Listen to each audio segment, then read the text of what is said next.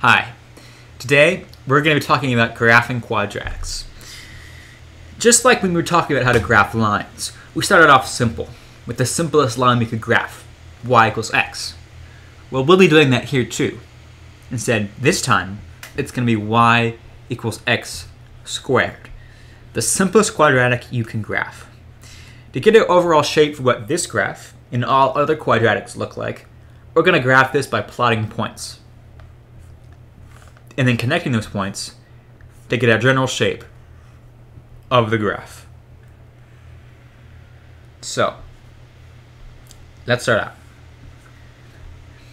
If x is 0, y is 0 squared, which is 0. So I have the point 0, 0 on my graph. When x equals 1, y is 1 squared, which is 1. When x equals 2, y is 2 times 2, which is 4. When x is negative 1, y is negative 1 times negative 1, which is 1. And when x is negative 2, y is negative 2 times negative 2, which is 4. So I see I have something like this,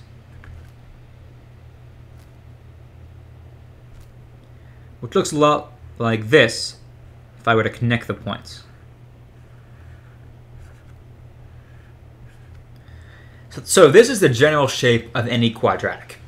It looks a lot like a bowl, right? It has a tip here, which we call the vertex, and it curves upward like a bowl, except this bowl doesn't have a top.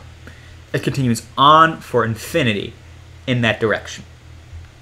So you might say, okay, so we have the graph of y equals x squared. We can generally say quadratics look like bowls.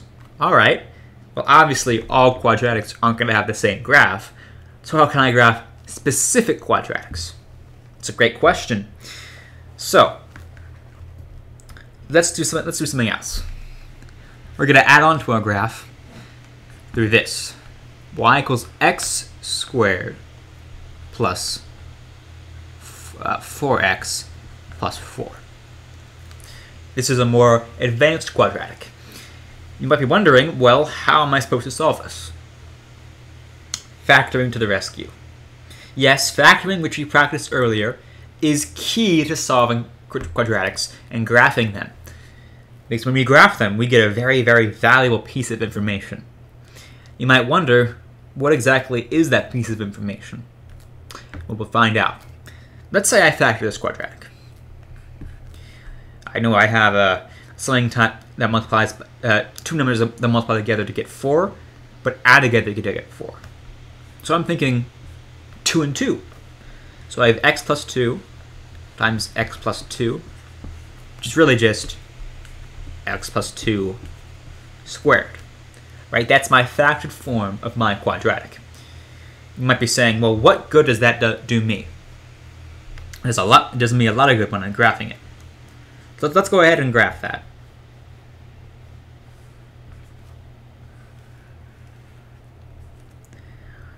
And let's start by making a table of values. All right, let's be nice and orderly and see if we can observe any patterns between what we factor and the graph that we see. So I'm going to start with 0 again.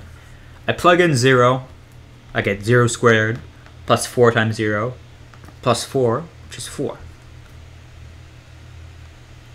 I say, we're positive here, so we're probably curving upward somewhere around here.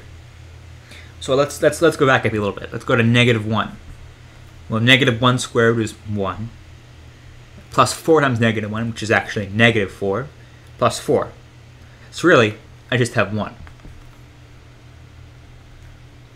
Negative 2. I have negative 2 squared, which is 4, plus 4 times negative 2, which is negative 8, plus 4, which is really 8 minus 8. So I have 0. And since I know that quadratics generally mirror each other, they have that sort of symmetry, I can assume that what I see on this side is going to be equal to what I see on this side. So my quadratic is going to look a lot like this. Now notice something interesting.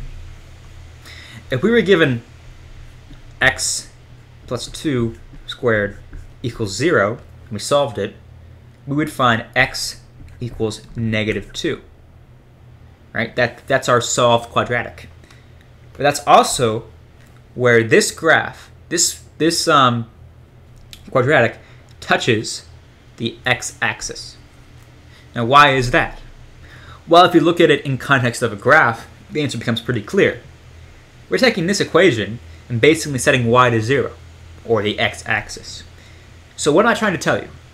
Well, when you factor a quadratic, the solutions of that quadratic will be points where this quadratic intersects the x-axis, which can be tremendously helpful for starting off graphing. You can plot 1 or 2 points right away and say, hey, I know where these are, and start to have the general shape of your quadratic, its dimensions, its starting points, which is really, really helpful. That's why we talk about that's part of why we talked about factoring so much, because we can apply what we learned with factoring when graphing. And believe me, with graphing, you'll find any tool is very, very helpful to help you graph these functions. So in the next couple videos, we're going to be going over a bunch of other tools you can use to help you with graphing quadratics, besides just factoring. We're going to be looking at different types of forms and properties and problem solving with these quadratics. So strap in, because we've got a lot to talk about and a lot of cool things to discover.